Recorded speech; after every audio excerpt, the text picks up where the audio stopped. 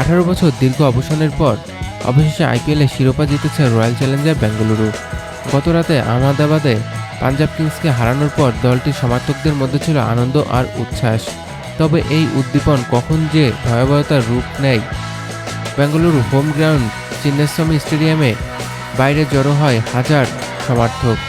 আনন্দ মাতোয়ারা সেই ভিড়ে পদদলের ঘটনা ঘটে। ভারতীয় গণমাধ্যমে জানায় এই ঘটনায় আহত হয়েছে অন্তত 50 জন আর প্রাণ হারিয়েছে 11 জন। যেখানে ছিল শুধুমাত্র উদযাপনের কথা, এখন সেখানে শোকের ছায়া।